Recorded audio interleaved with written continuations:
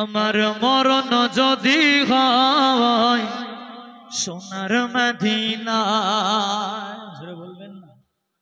হ্যাঁ, এদিকে 5 বিঘে জমি মেরে হজ করতে যাবেন, মরণ মদিনায় গেলে জান্নাত পেয়ে যাবেন।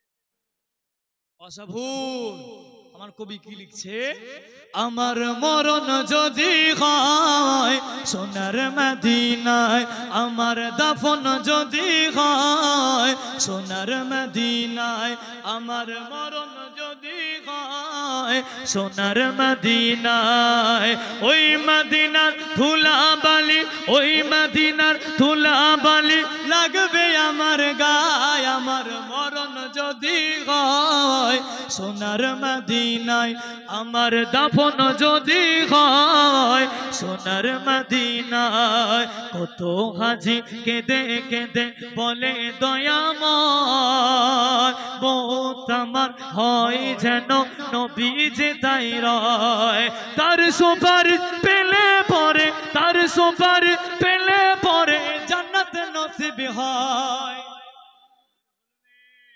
তার সুপারিশ পেলে পরে জান্নাত নসিব হয়। আমার মরণ যদি হয় সোনার মদিনায়, আমার দাফন যদি হয় সোনার মদিনায়।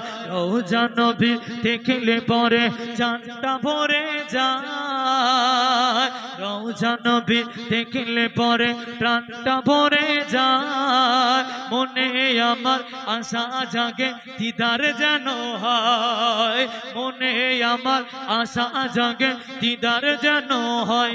আমার মরণ যদি হয় সোনার মদিনায়, আমার দাফন যদি হয় সোনার মদিনায়। আল্লাহুম্মা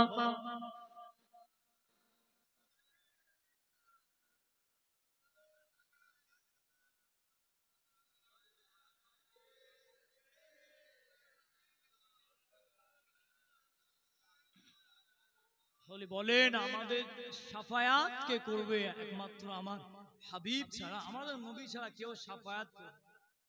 ওই আপনারা বলবেন না তো যে গজল বলে সময় কাটিয়ে চলে গেল, রাগ করলে বেজার হচ্ছেন না তো?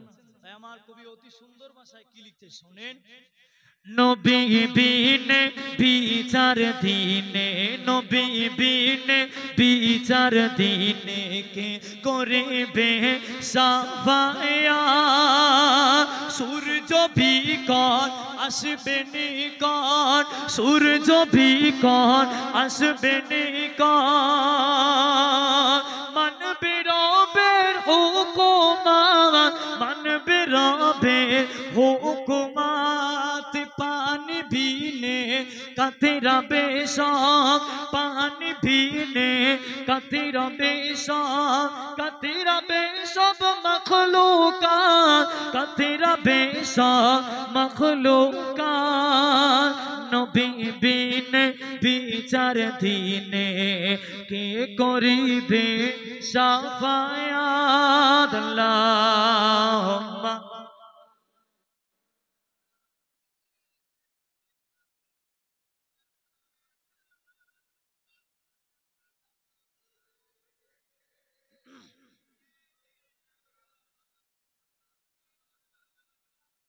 আল্লাহ নবী সাহাবাদের প্রেমটা যদি আমাদের মনে না থাকে সবকিছু বেকার হয়ে যাবে। যতই আপনি নামাজ পড়ে পড়ে কপালে দাগ করে ফেলেন, হেঁটোর এখানে ফুলিয়ে ফেলে, নবীর মোহাব্বত যদি না থাকে আপনার নামাজ আমার আল্লাহ নেবে না, আপনার নামাজ আমার আল্লাহ নেবে না, আপনার ইবাদত গুলিকে ছুঁড়ে ছুঁড়ে দেবে। আল্লাহ ফারিস্তারা আপনার ইবাদত ছুঁড়ে দেবে, ফারিস্তারা বলবে তো আখিরি নবীর উম্মাহ, সেই নবীর প্রেমটা কোথায়? আল্লাহ রাসূল হাদিস শরীফের ভিতরে বললেন, লা ইউমিনু আহাদুকুম হাত্তা আকুনা হাব্বা ইলাইহি মিন ওয়ালিদিহি ওয়া ওয়ালাদিহি ওয়ান নাসি আজমাইন। আল্লাহ রাসূল নিজের জবান দিয়ে বললেন, কোন ব্যক্তি যদি আমি নবী আমার মোহাব্বত যদি কম হয়ে যায়, আমি নবী আমার ভালোবাসার অন্তর থেকে যদি কম হয়ে যায়, সে কিন্তু কামিল মুমিন অর্থাৎ পরিপূর্ণ ঈমানদার হতে পারে। যাই করেন নবীর প্রেম রেখে দেন। নবীর প্রেমটা কে করেছে? সাহাবা হুজুরদের নিয়ে শিক্ষা। আমি যেদিক বলতে গিয়ে আবার ফিরে আল্লাহ আল্লাহ নবী সাহাব হযরত ওমর হুজুর এশার নামাজ পড়ে তিনি বার হয়েছেন। হযরতে ওমর রাদিয়াল্লাহু তাআলা হুজুর এশার নামাজ পড়ে হুজুরাখানা থেকে মসজিদে নববী থেকে বার হয়েছেন। হুজুর দেখতেন কে কোন হালাতে রয়েছে, কে কোন অবস্থাতে রয়েছে। আল্লাহর রাসূলের সাহাবা তিনি দেখতেন। একবার দেখতে দেখতে কিছু দূর চলে গেলেন, একটা ফাঁকা জায়গাতে চলে গেলেন। আল্লাহ নবী সাহাবা ও যুবকেরা ও আমার মুরব্বি বাবানেরা মায়েরা মহিলা গণেরা, আল্লাহ নবীর সাহাবা, আল্লাহ নবী সাহাবা হযরত ওমর রাদিয়াল্লাহু তাআলা আনহু গভীর রজনীতে বার হয়ে গেলে, গভীর রজনীতে বার হয়ে গেলে হযরত আলী হুজুর সঙ্গে রয়েছে। আল্লাহ নবী সাহাবা বার হয়ে গেলে দূরে দেখে একটা তাঁবু রয়েছে, দূরে দেখে একটা তাঁবু রয়েছে। ওই তাঁবুর ভিতরে একটা বেদনাদায়ক কান্নার আওয়াজ আসতে লাগলো, একটা মহিলার আওয়াজ আসতে লাগলো।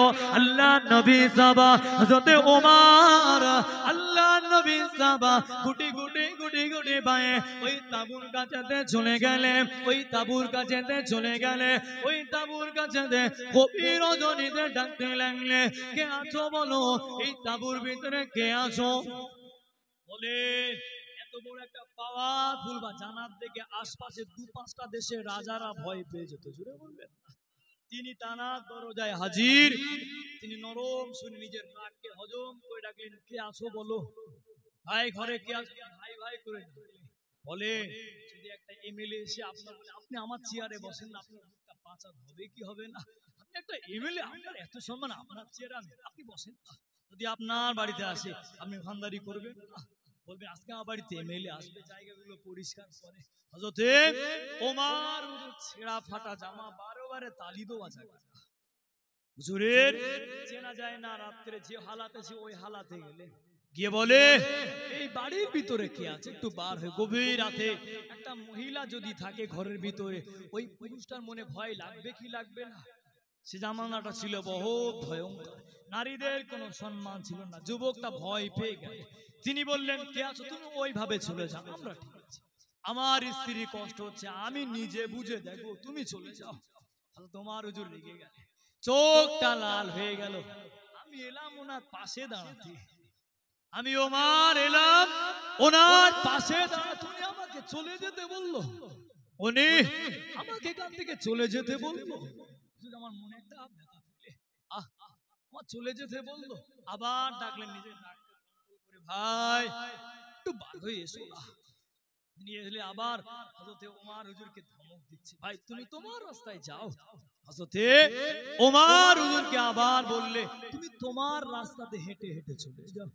হুজুর শুনলেন না, হুজুর বললেন, ভাই আপনার ঘরে মনে একটা মহিলা রয়েছে, আপনার এই তাঁবুতে একটা মহিলা, হুজুর আমার মনে হয় মহিলাটা মনে অসুস্থ। তিনি বললেন, আমি এলাম একটা দরকারে। তিনি এটা বললেন না যে আমি হযরত ওমর হুজুরের কাছে কিছু সাহায্যের জন্য এলাম, ওনার কাছে একটা আমার আফসোসগুলো, আমার দুঃখগুলো জানাবো, উনি কিছু এটা বললেন না। আর হযরত ওমর হুজুর নিজের পরিচয়ও দিলেন। জোরে বলেন জোরে হবে না? আমাদের ভিতরে যদি কিছু হয় বলে যে আমার ভাই চিনিস তো, কিছু বিপদে পড়লে আমার ভাই, আমার ভাই উকিল, আমার ভাই ব্যারিস্টার, আমার ভাই পুলিশ, আমি কার ছেলে জানিস তো। তিনি এত বড় একটা পাওয়ারফুল নেতা, একবারও বললেন না যে আমি ওমর।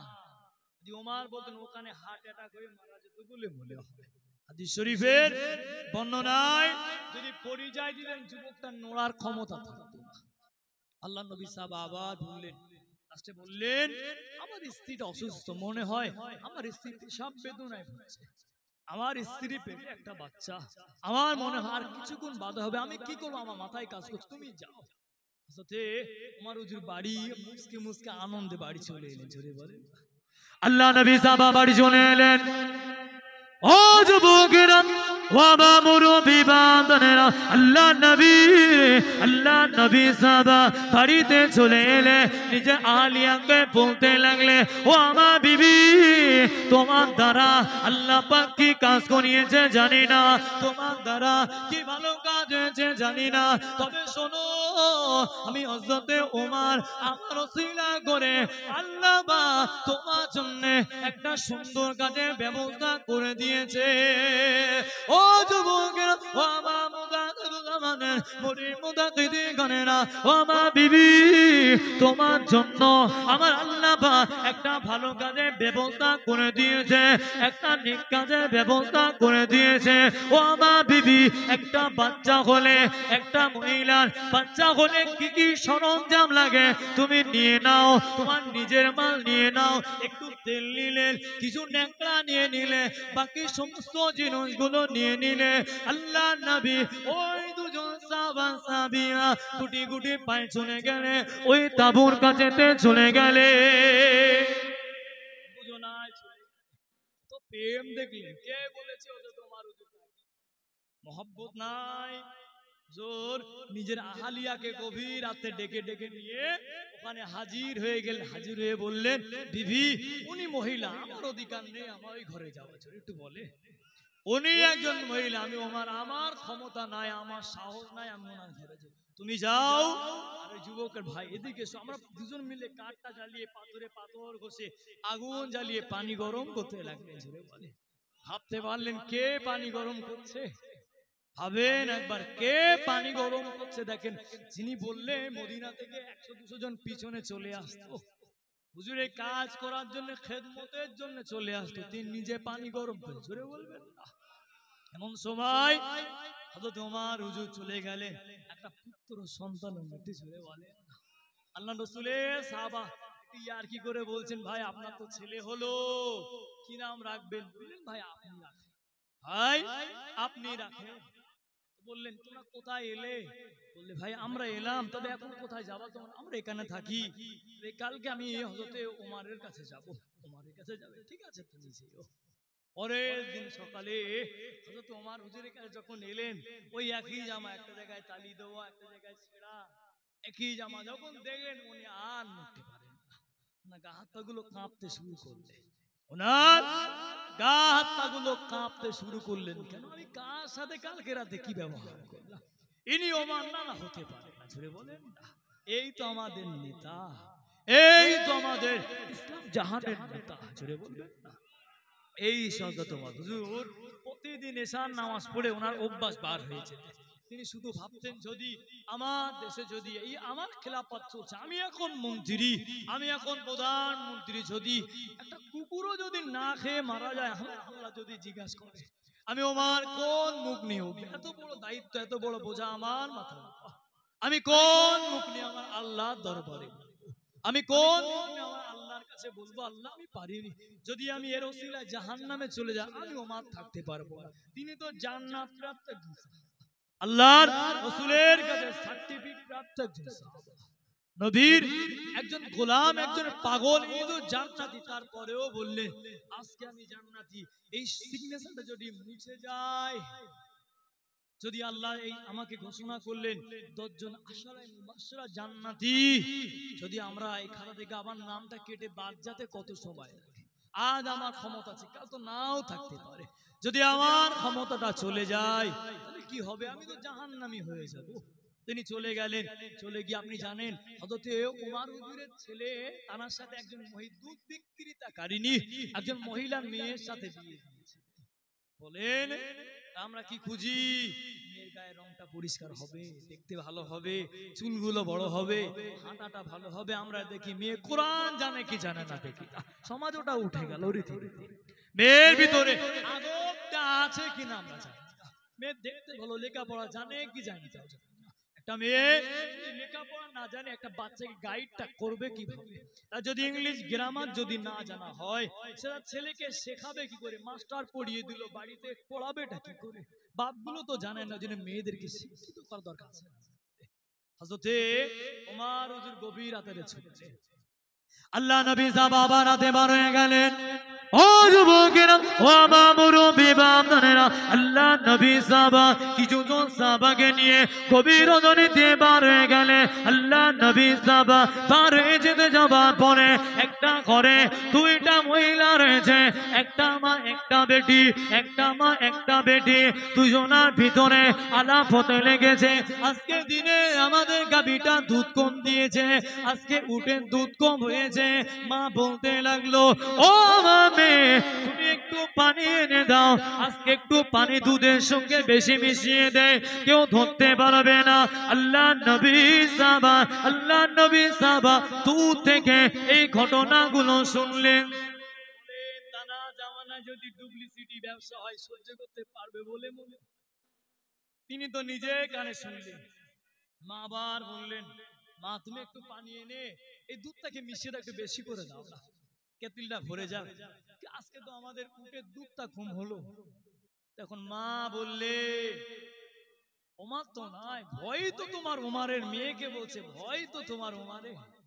আম্মা জান বলতে লাগলেন, ও আমার মেয়ে, তুমি একটু পানিটা বেশি মিশিয়ে দাও, একটু পানিটা বেশি মিশিয়ে দাও, ভয় তোমারে ওমার এখন নাই।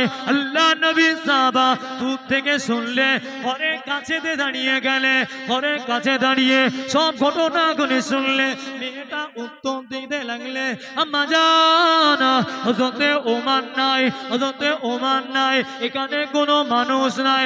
ও হযরতে আম্মা জান, হযরতে ওমর নাই তো কি হয়েছে? ওমরের আল্লাহ, আমার আল্লাহ তো দেখছে। আম্মা জান, হযরতে ওমর হুজুর নাই তো কি হয়েছে? আমার আল্লাহ তো দেখছে। হযরতে ওমর হুজুরের মনে একটা প্রেম জমে গেল। মেয়েটা এত সুন্দর। তিনি মেয়েটাকে দেখলেন না, মেয়েটা কালো কি পরিষ্কার, লম্বা কি বেটে, কোনো দেখার দরকার নেই। শুধু শুনলেন, কেউ না দেখুক, আমার আল্লাহ দেখছে রে বলেন। তিনি তোমার হুজুর পিছন দিকে বললেন, ঘরে কে আছো? কবির গম্ভীর নিয়াতি দুজন মা মেয়ের আর জাহান। দুজনাই ভাবলেন যে আমরা দুজনাই হয়তো বিদায় নিতে চলেছি আগামীকাল। দুজনাই ভেবেলেন আমরা আর দুনিয়ায় থাকবো না, এটাই আমাদের জন্য শেষ। কেন আমরা যে কাজটা করলাম, যে কথাটা শুনলো, এখনো তো পানি মিশ হয়নি, তো কি আমাদের 2 মাস আজকে শেষ। তোমার হুজুর বললে, তবে শোনো, তুমি এবং তোমার মেয়ে আমার দরবারে কাল সকালে হাজির হতে। জোরে বলে, দেনার মনের নিয়ে তো আমার আল্লাহ ভালো জানে। দুজনা চলে গেলে। মেয়ে বললেন, মা চলো, যেটা আছে কপালে। তিনি বললেন, আপনার মেয়েকে আমার পছন্দ, আপনার মেয়েকে আমার পছন্দ, আপনি কি আপনার মেয়েটাকে আমার ছেলের সঙ্গে নিকাহ করাবে? তিনি তো অবাক হয়ে গেলেন। বলে, আপনি বললেন, আমি না বলতে পারি না। জোরে বলে, খালি তানাদের দেখা রীতিনীতি আর আমাদের দেখা রীতিনীতি কি এক বলে মনে হয়? আমরা কি করি, দেখতে গেলে আশপাশে বাড়ি খুঁজলে মেয়েটা ভালো, মেয়েটা ব্যবহার কেরা, মেয়েটার পরিবার কেরা, আমরা পাশে আসে খুঁজলে, মানুষের খোঁজ নিলে না। আপনি কি করলেন? এই যে খোদা বিরুতা, যে আল্লাহওয়ালা, এতটা পরেজগার, এতটা আমার আল্লাহকে ভয় করে, এতটা আমার আল্লাহকে ভয় করে, এটা দেখে পছন্দ। কি দেখলে, কার মেয়ে দেখলে, এটাই তো আমাদের রীতিনীতি। ওই জন্য নবীর সাহাবা হুজুরদের প্রেমটা বুকে আনে, মহব্বতে দরুদ শরীফ। আল্লাহুম্মা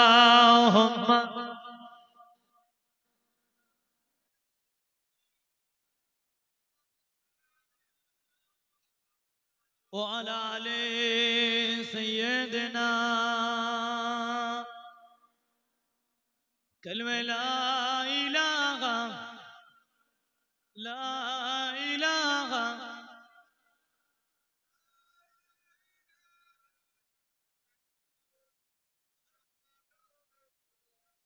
मेरे आँखों के पुतली ने जलवा मोहम्मद का, मेरे दिल की आईना में नक्शाए मोहम्मद का। कोई जन्नत में जाएगा, कोई दोज़ों में पहुंचेगा, मदीने की तरफ दौड़े दीवाना मोहम्मद का। अल्लाहुम्मा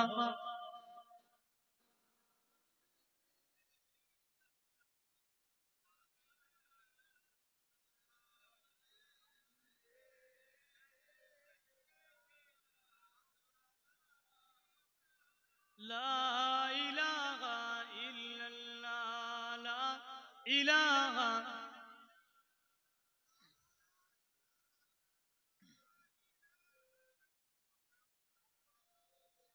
আজকে আমাদের এই মাহফিলটা একজন আল্লাহর ওলির স্মরণে, তাই না? আজকে মাহফিলটা আল্লাহর এক অলির স্মরণে, তাহলে অলির স্মরণে আমাদেরকে জানার দরকার আছে না? নাই। অলির পীর অলিদের সম্পর্কে আমাদের বাজে ধারণা চলে এলো আজকাল। তবে আল্লাহ পাকের এই মাহবুব বান্দারা এসেছিল বলে আজকে আমরা মাথায় পাগড়িটা দিতে পারছি। আল্লাহর এই সমস্ত বুজুর্গানের দিন এসেছিল বলে আজকে এই জুব্বাটা গায়ে দিতে পারলাম, এই মুখে দাড়িটা রাখতে পারলাম। আপনি কি ডাইরেক্ট নবীকে পেয়েছেন? কথা বলে কে বলেছে পীর অলি মানা যাবে না? আমরা কি তানার কাছে চাই? এই যে আমাদের বিরুদ্ধে ভুল মেসেজটা তাদের কাছে পৌঁছানো হয়, ভুল মেসেজটা তাদের কাছে পৌঁছানো হয় কি যে পীর অলি আজকে যে পীর মুরিদি করে, পীরদের দরবারে যায়, এগুলো যাওয়া নাকি বেদাত? কে বলেছে? তুমি যদি বেদাত করো তো বেদাত হবে। বলেন এতটা তো নবী প্রেম, তাহলে এই জামাটা কেন খাড়ালে? আল্লাহ নবীকে এই জামা পরেছিল? আমার তো প্রশ্ন জাগে, আপনি নবী প্রেম এত দেখালে, আল্লাহ রাসূল এই পাগড়ি পরেছিল? আল্লাহ রাসূল এমন ঘড়ি হাতে দিয়েছিল বলে মনে হয়? আপনি যে চশমাটা পরলেন, আল্লাহ রাসূল জিন্দেগিতে চশমা পরেছিল? তাহলে আপনি কেন চশমা পরলেন? নবী প্রেম আপনার ভিতরে, তার বেলা আপনার জায়গা ঠিক রাখলেন, ওখানে গেলেন নিজের জায়গাটা আপনি ঠিক রাখলেন। আল্লাহ রাসূলকে যদি অতই মহব্বত করেন, তাহলে এই মসজিদটা পাকা করলেন? যুগের সাথে তাল মেলাতে হয়। বলেন নবী আমার খাজুর পাতা চেটায় শুতেন, আপনি কেন এসি রুমে শুতেন? প্রশ্ন জাগতে পারে না? আল্লাহ রাসূল তো মুখে বায়ান দিতেন, আজকে মাহফিলটা কেন মুখে করা যায় না? আমি অসগুলো আপনার শুনতে পেতেন না কেন করলে? বেদাত, বেদাত হলো দুই ধরনের। একটা বেদাত ইবাদতের জন্য আর ইবাদতের মধ্যে, ইবাদতের জন্য ইবাদতের মধ্যে, ইবাদতের ভিতরে আর ইবাদতের বাইরে। ইবাদতের বাইরেটা জায়েজ, ভিতরটা হারাম। কেন? আল্লাহ রাসূল যে তরিকা যে নিয়ম আমাদের শিখিয়ে দিলেন, ওর ভিতরে আপনি এক চুল বাড়াতে পারবেন, ওর ভিতরে আপনি এক চুল বাড়াতে পারবেন না। ইবাদতের জন্য মসজিদের মাইকটা লাগানো হলো, এটা কিন্তু বেদাত। তবে এটা কোন বেদাত? এই বেদাতটা কোনো গুনাহ হবে না। কেন? আমাদের উদ্দেশ্য নামাজের জন্য। ঈশার নামাজ 4 রাকাত আপনি যদি 5 রাকাত করেন, এটা বেদাত হয়ে যাবে। কিন্তু কিছু কিছু বিষয় দেখবেন, ইমাম সাহেব যখন মেম্বারে চলে যায়, ইমাম যখন মেম্বারে চলে যায়, মুয়াজ্জিন সাহেব যখন হাইয়া আলাস সালাহ হাইয়া আলাল ফালাহ, তখন ইমাম সাহেব, ইমাম যদি আগে উঠে যায়, এটা হলো মুস্তাহাব, এটা মুস্তাহাব, ভালো জিনিস। কিন্তু ইমাম যদি আগে উঠে যায়, এটা কোন অসুবিধা। কিন্তু আপনি যদি বলেন হাইয়া আলাস সালাহ হাইয়া আলাল ফালাহ, তখন উঠতে হবে। ইমামকে যদি পেশার দেন, ওটা হবে বেদাত। কেন? ওটা ফরজ না। উত্তম হলো নামাজের আমাদের সময় হয়ে গেল, 30-এ জামাত, আমাদের উত্তম হলো আগে 30 সেকেন্ড উঠে কাতারগুলো সোজা করে একে অপরকে ডেকে নেয়, ফাঁকা জায়গাগুলোকে পূরণ করে। তাহলে যদি আপনি বলেন হাইয়া আলাস সালাহ হাইয়া আলাল ফালাহ, তখন হুজুর উঠে দাঁড়াবে, তখন আপনার এই চাপ যদি দেন, এটা হয়ে যাবে বেদাত। আমি কি বোঝাতে পারলাম আপনাকে? তাহলে এটা ফরজ না, এটা হলো মুস্তাহাসান, মানে ভালো। মুস্তাহাব আলাদা, মুস্তাহাসান আলাদা। মুস্তাহাব আলাদা জিনিস, মুস্তাহাসান আলাদা জিনিস, এগুলো আমাদের জানতে হবে। তাহলে ইবাদতের বাইরে ইবাদতের ভিতরে এগুলো খেয়াল রাখবেন। এই যে আমরা মাইকে ওয়াজ করি, আরো 5টা মানুষ শুনতে পারে, এটা একটা বেদাত, তবে এটা জায়েজ। কিন্তু যদি আমি নবীর হাদিস, আল্লাহ রাসূল এই কাজটা করেননি, যদি আমি সুসাদ দিয়ে চালিয়ে দেই, এটা হবে এতে ঈমান চলে যেতে পারে। মহব্বতে দরুদ শরীফ আল্লাহুম্মা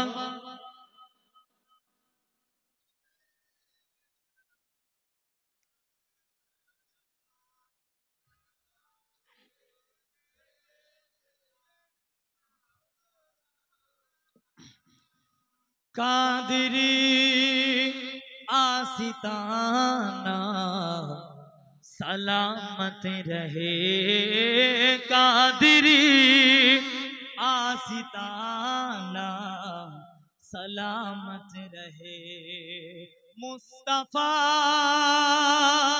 मुस्तफा का घराना सलामत रहे, मुस्तफा का दीवाना सलामत रहे, मुस्तफा का घराना सलामत रहे। इतराते फातिमा पर उजागर निशान, इतराते फातिमा पर उजागर निशान। सैयदा तैयबा ताहिरा आबिदा साबिरा साजिदा सईदा का घराना सलामत रहे। सईदा का घराना सलामत रहे। माँ सईदा का घराना सलामत रहे। माँ सईदा का दीवाना सलामत रहे। दादा पीर मेरे पीर का घराना सलामत रहे। मेरे पीर का घराना सलामत रहे। मुस्तफा का घराना सलामत रहे। आपका शामियाना सलामत रहे। आपका आना जाना सलामत रहे। अल्लाहुम्मा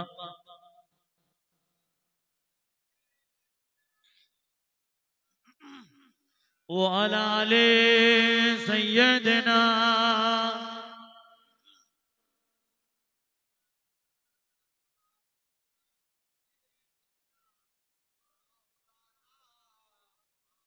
বলেন কি ওয়াজ করি বলেন না, আপনার ফোন দেখে দেখে সব অস্ত আপনাদের বলেন। ফোন দেখে দেখে কার কোন সাহাবার কথা বলি, বেলাল হুজুরের কথা বলো। আপনারা জানেন সুমাইয়া ওনার বহুত কথা দিয়েছে একজন একটা সাহাবা, তাও তো ফোনে ফোনে আপনারা সব শোনাচ্ছি। তবে শুনলে হবে না, যদি আমল না করতে পেরেছি তো বেকার হয়ে যাবে। এই মাহফিল যদি উদ্দেশ্য ঠিক না থাকে, যদি মনে হয় পাশের পাড়া দেখাবো, দেখ এত সুন্দর মাহফিল করলাম, এটা বেকার হয়ে যাবে। যে কোনো কাজ যদি লোক দেখানো হয়ে যায়, সে কাজকে রিয়া যদি হয়ে যায়, আমাদের বসাও বেকার হবে, আমার ওয়াজ করা বেকার হবে, শোনা বেকার হবে।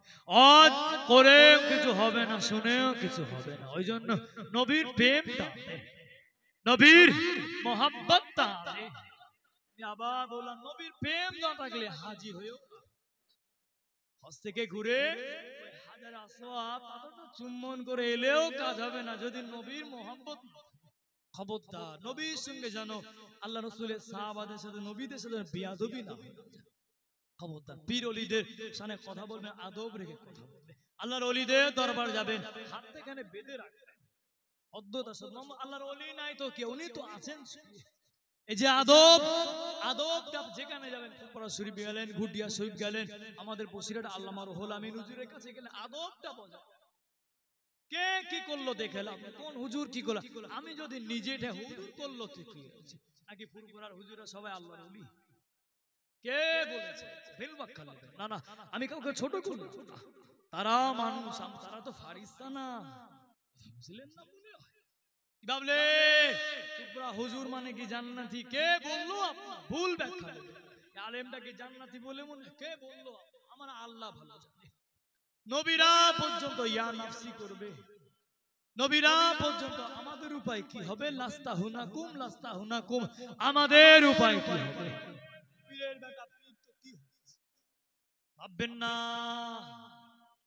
ছোট করলাম, তারা মানুষ, তারা ফারিস্তা না যে তাদের ভুল হয় না। পার্থক্য তাদের জাতটা আলাদা, তাদের গোষ্ঠী আলাদা, তাদের টাইটেল আলাদা, আমাদের টাইটেল আলাদা। তারা সিদ্দিক হয়েছে, কে গয়েস হয়েছে, কে কাসমি হয়েছে, কে নদভী হয়েছে, কে মোল্লা, কে মন্ডল। পার্থক্য শুধু নামের টাইটেল। আপনি একজন ভালো হন না, আপনার আল্লাহ চাইলে আপনিও একজন আল্লাহর ওলি হয়ে যাবে। ওলির দরজা খোলা হয়েছে, পীরের দরজা খোলা। ও নিয়ে আমাদের টেনশন। মানুষের প্রেমে পড়তে গেলে দেখে শুনে পড়ে, ধরতে গেলে ধরার মতো ধরে, মানতে গেলে মানার মতো মানে। আল্লাহর রাসূল যখন কাবা তওয়াফ করতে, হাজী সাহেব গুলো জানে কাবা যখন তওয়াফ করে, আল্লাহ নবীকে কাবা তওয়াফ করার আগে কাফেররা চারটে নিয়ম করে দিয়েছিল। কথা বললাম আমি অস্কোচ আমার মাথায় ঢোকে তো। আল্লাহর রাসূলকে বললেন, মুহাম্মদ তুমি যদি এই কাবা তওয়াফ করতে যাও, তোমার জন্য চারটে নিয়ম আমরা করে দেব। কটা নিয়ম? কিছু মনে থাকবে না থাকে, এটা অন্তত মনে রাখে। আল্লাহর রাসূলকে বেঈমানরা চারটে নিয়ম করে দিলেন। বুকে হাত রেখে বলেন না, আল্লাহ কি ওই চারটে নিয়ম মানতে পারবে বলে মনে হয়? ওদের তো লিডার আবু জাহাল, ওদের লিডার উতবা, ওদের লিডার শাইবা, এক একটা পাক্কা পাক্কা জাহান্নামী, ওদের নেতৃত্বে চলছে। আল্লাহ নবী ওদের নেতৃত্ব মানতে পারে বলে মনে হয়? আল্লাহ রাসূলের কাছে এসে বললেন, মুহাম্মদ তুমি যদি কাবা তওয়াফ করতে যাও, চারটে নিয়ম করে দেব, ওই চারটে নিয়ম তোমাকে মানতে হবে। চারটে নিয়মের মধ্যে যে কোনো একটা নিয়ম মানতে হবে। আল্লাহ নবীকে ঘোষণা করে দিলেন, ও যুবকেরা, ও আমার মুজাহিদ জামানের মুরি মুতাকিদিনেরা, আল্লাহ নবীকে চারটে নিয়ম করে দিলেন।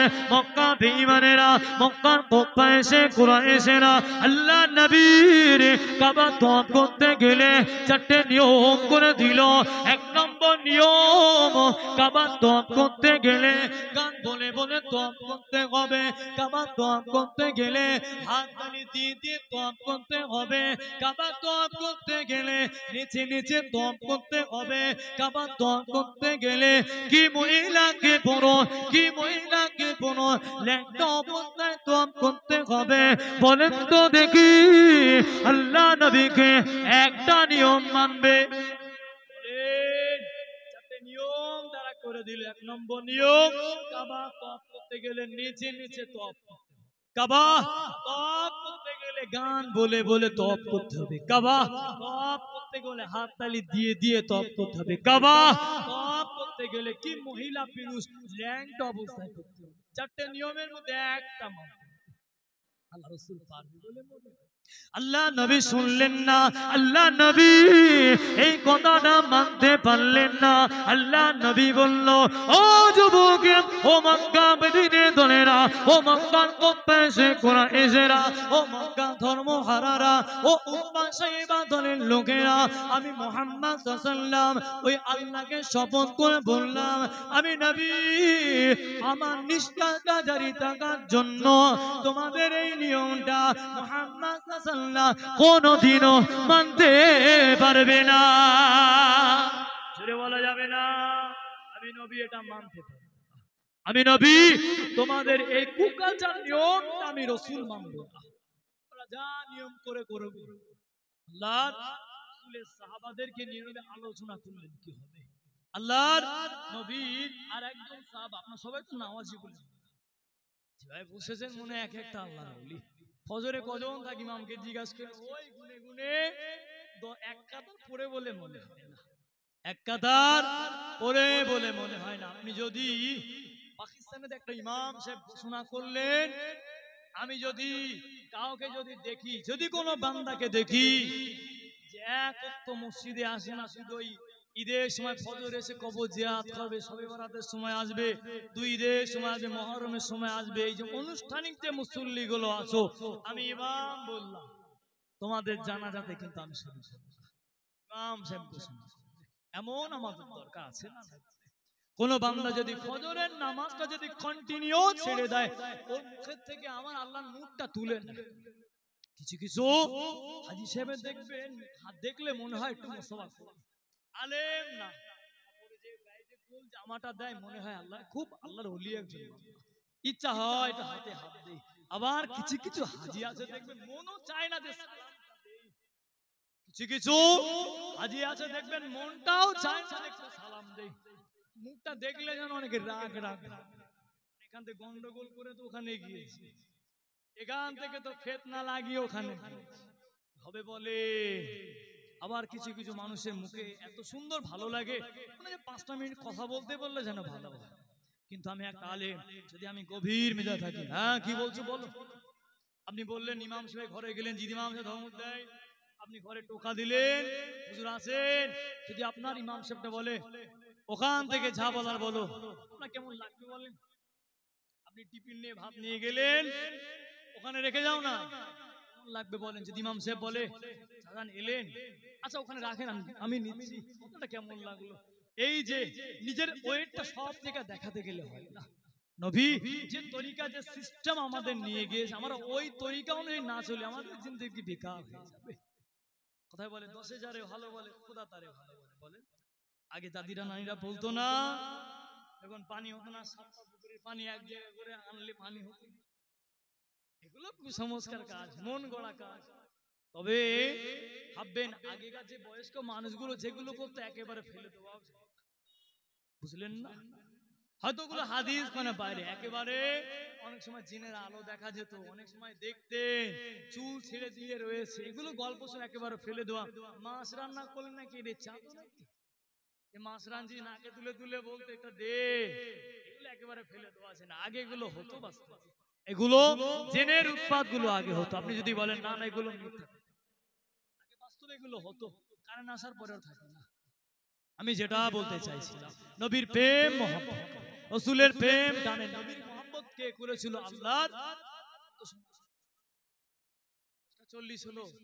আল্লাহর রাসূলের একজন সাহাবা, তার নাম ছিল আব্দুল উজ্জা।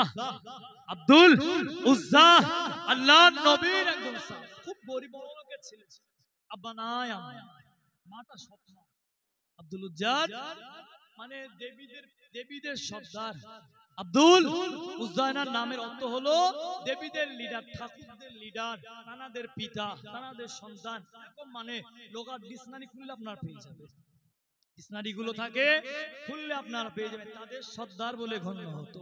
তার নাম আল্লাহ রাসূল পরে পরিবর্তন করলেন আব্দুল্লাহ। জোরে বলে, তিনি আব্বাজানকে হারালেন। বলেন আব্বাজানকে যখন হারালেন, চাচা দেখভাল করে, চাচাও ইহুদি ছিলেন, চাচাও বেঈমান ছিলেন। আব্দুল্লাহ আল্লাহ রাসূলের এই যে ইতিহাস, নবীর যে প্রেম, উনি দূর থেকে শিখেছেন। ধরেন সাপোজ বোঝানোর জন্য বললাম, আল্লাহ রাসূলের মদিনা শরীফ ধরো আমাদের বসিরহাটের ওখানে, তিনি এখান থেকে শুনলেন যে ওই মানুষটা খুব ভালো মানুষ, আপনার বাড়ি এখানে মোহাম্মদে ঘুরতে আসবে, কেন হলো বলে না? আপনার কাছে কোনো পিসাব নাই, আচ্ছা তারপরে মোহাম্মদ কেন ওখানে হলো? আপনার গ্রামেও তো অনেক হাফেজ মা থাকে, সে তো মুসলিমামতি করে, বাইরের থেকে কেন করে? বুঝলেন? আমি বোঝাতে পারলাম মনে হয়। এই যে মহাব্বত, গ্রামে ফকির ভিক পায় না, বলেন গ্রামের ছেলে ইমামতি করলে এই জায়গাটা সম্মান আছে, বলেন না? জানেন তো ছোট থেকে ন্যাংট ঘুরতে দেখলেন, ছোট থেকে কত মারপিট করতে দেখলেন, আগে আপনি কি সম্মান করে ঝাই নাম ধরে রাখেন, ওই নাম কেউ কি বলবি ইমাম সাহেব? যে ভাই হয় সে ভাই বলে ডাকবে, যদি এখান থেকে অন্য গ্রামে যায় আলহামদুলিল্লাহ হুজুর হুজুর করবে, হুজুর আগে জ্ঞান না, হালকা হয়ে যাবে, মোটা হয়ে যাবে। বলেন আল্লাহর রাসূলের ওই সাহাবাটার আব্বাজান ইন্তেকাল করলেন, মাম্মা ইন্তেকাল করলেন, একটা সৎ মা রয়েছে, সৎ মা হলেও তো সেটা মা। বলেন আল্লাহ নবী সাহাবাতে আব্দুল্লাহ, ও যুবকেরা, ও আমার মুরব্বি বাপদানেরা, মায়েরা, মহিলা গণেরা, আল্লাহ নবী সাহাবা হযরতে আব্দুল্লাহ চাচা জানের কাছে বললে, চাচা জান, চাচা জান, চাচা জান, ওই মুহাম্মদ সাল্লাল্লাহু, ওই মুহাম্মদ সাল্লাল্লাহু, ওনার প্রতি আপনার ধারণাটা কেমন, ওনার প্রতি বিশ্বাসটা কেমন? ও আমার চাচা জান, আপনি বলেন ওই মুহাম্মদ সাল্লাল্লাহু প্রতি আপনার বিশ্বাসটা কেমন? চাচা এক বাক্যে বলতে লাগলে, ও আমার ভাতিজা, ও আমার ভাতিজা, ও আমার ভাতিজা, তোমার প্রতি সন্দেহ থাকতে পারে, তোমার প্রতি সন্দেহ থাকতে পারে, ওই মুহাম্মদ সাল্লাল্লাহু প্রতি আমার এক চুল পরিমাণ সন্দেহ না।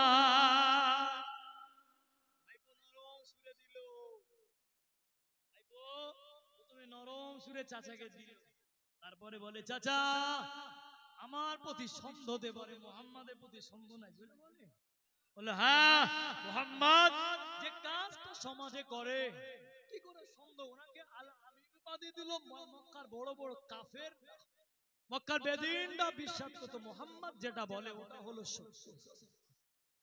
ভাইপো তোমার কাজে ভুল হতে পারে, মুহাম্মাদের কাছে ভুল নাই। যেমন বললেন চাচা আপনি মানলেন নবী মুহাম্মদ সত্য, চাচা আমি আব্দুল উজ্জা আমি এখান থেকে কলমা পড়ে মুসলমান হয়ে গেলাম। এবার নবী আর সত্য থাকবে বলে মনে হয় তার কাছে? এতগুণ সত্য ছিল, নবী এবার আর সত্য থাকবে বলে মনে হয় কি? মুহাম্মদ পাগল, মুহাম্মদ বোঝে না, মুহাম্মদ গোমরাহ, নাউজুবিল্লাহ।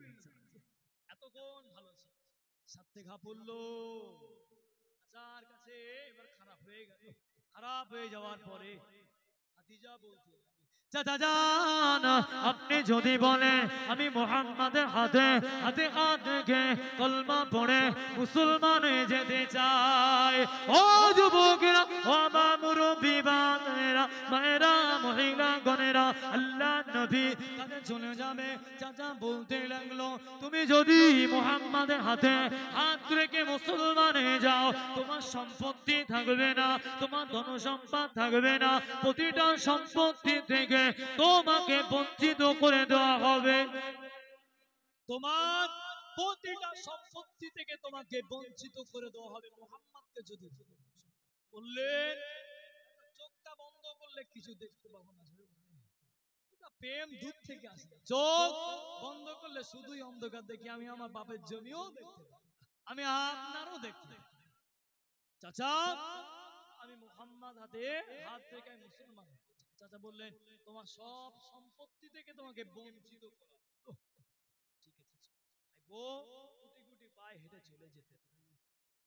ভাইপোকে পিছন দিয়ে ডাকলেন, ও ভাতিজা তুমি কোথায় যাচ্ছ বলো, তুমি কোথায় যাচ্ছ বলো, তোমার গায়ে যে লুঙ্গিটা রয়েছে, তোমার পরনে যে জামাটা রয়েছে, ওটা তো আমার দেওয়া।